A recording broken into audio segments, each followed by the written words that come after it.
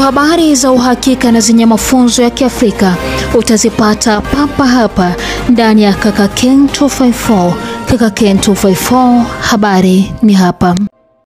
Katibu wa sheria Isaac Mwaura amewataka Wakenya kuwa na utulivu huku uchunguzi ukiendelea kuhusiana na kifo cha mwanablog Mwalimu Albert Ojwang. Mwaura alihakikishia umma kwamba serikali kupitia halmashauri huru ya kutathmini utendakazi wa polisi IPOA itolea kuhakikisha wahusika wa mauaji hayo wanaadhibiwa kwa mujibu wa sheria. Akizungumza wakati wa maadhimisho ya siku ya kimataifa kwa watu wenye ulemavu wa ngozi mjini Eldoret, kaunti ya Uasin Gishu, Mwaura alikariri msimamo wa Rais William Ruto kuhusu swala hilo na akaomba wanasiasa wasiingize siasa zao kwenye swala hilo.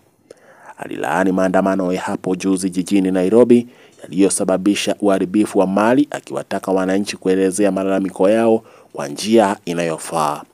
Aidha, Mwaura alipuuzilia mbali madai ya siku kuu ya kitaifa tarehe 25 mwezi huu, akionya vijana dhidi ya kueneza habari potofu. Alisema mswada wa fedha wa mwaka 2025 mwaka 2026 umewajali wananchi wote, ukilenga kubuni ajira kwa vijana na kwamba hakuna ushuru mpya ulioongezwa.